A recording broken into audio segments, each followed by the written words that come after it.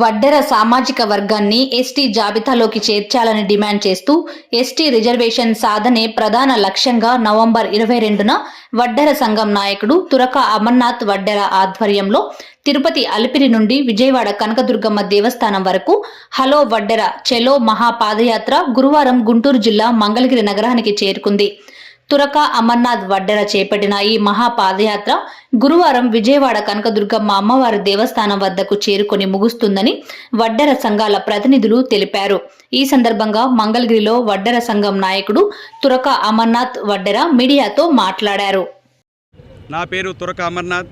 నేను తిరుపతి అలిపిరి శ్రీవారి పాదాల నుంచి కనకదుర్గమ్మ గుడి వరకు వడ్డెర జాతిని ఎస్టీ జాబితాలో చేర్చాలి, వడ్డెర్లకి ఎస్టీ రిజర్వేషన్ కల్పించాలని ఒక మహాపాదయాత్ర చేపట్టడం జరిగింది.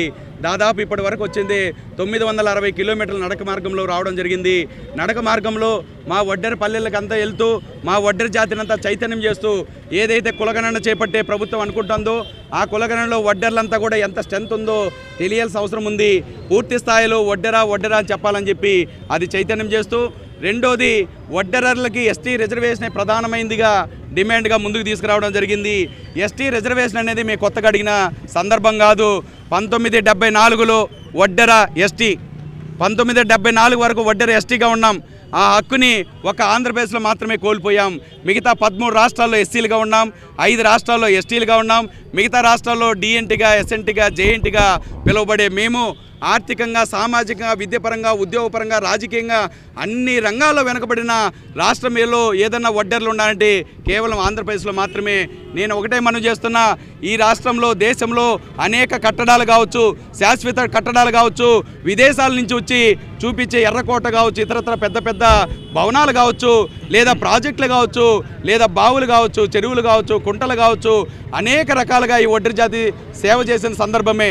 ఈ వడ్డెర జాతి అనేక రకాలుగా సమాజానికి సేవ చేశాం. కానీ వడ్డెర జాతి వెలుగు లేకుండా చీకట్లో బతుకుతున్నాం. ఇప్పటికి కూడా చీకట్లోనే బతుకుతున్నాం. 1947లో స్వాతంత్రం వచ్చింది. 1952 వరకు వడ్డెర జాతిని భారతదేశ పౌరులుగా గుర్తించిన సమాజం ఇది. 1952 వరకు భారతదేశ పౌరులుగా గుర్తించిన సమాజంలో బతికాం.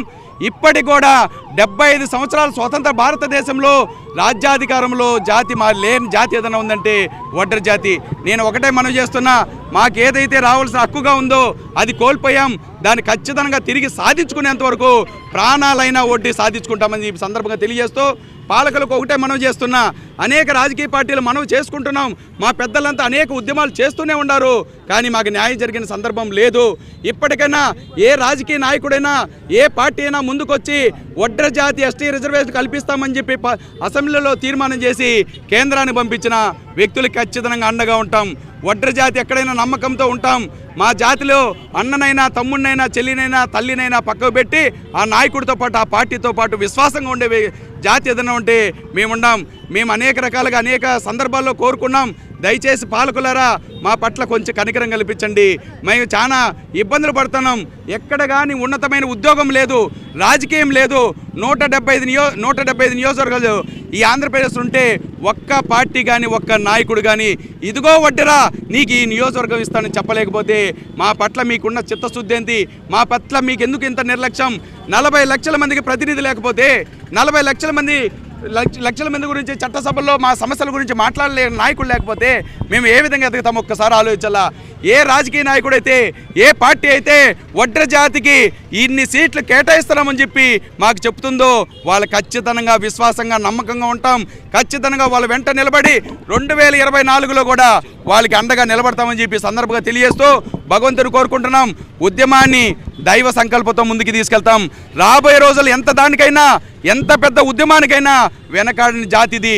మేము బండలు కూడా పిండి చేసే శక్తి సామర్థ్యాలు ఈ భూమిపైన ఎవడూ కష్టపడలేని కష్టాన్ని మేము పడతాం. తల్లి, చెల్లి, బిడ్డ, తండ్రి అందరూ కూడా కష్టపడితే కానీ మా కుటుంబాలు జరిగే కష్టం. కాబట్టి దయచేసి పాలకులారా మాకు ఎస్టీ రిజర్వేషన్ కల్పించాలి.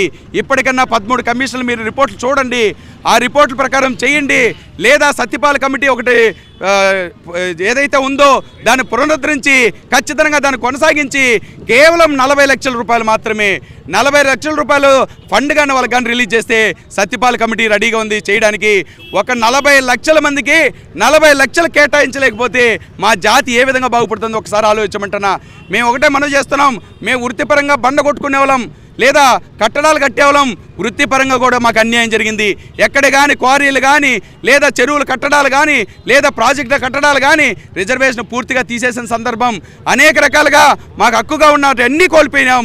దయచేసి ఇప్పటికన్నా మా పట్ల విశ్వాసంతో కొద్దిగా మంచిగా ఆలోచిస్తారని చెప్పి మీకు కోరుతూ, మాకు రాజకీయంగా ఎవరైతే వెసులుబాటు ఇస్తారో వాళ్ళు ఖచ్చితంగా 24లో మా జాతి అంతకు ఏ విధంగా విశ్వాసంగా నిలబడతామని చూపిస్తామని కూడా ఈ సందర్భంగా తెలియజేస్తున్నా. జై వడ్డెర, వడ్డెర్ల నాయకత్వం సాధిస్తాం సాధిస్తాం.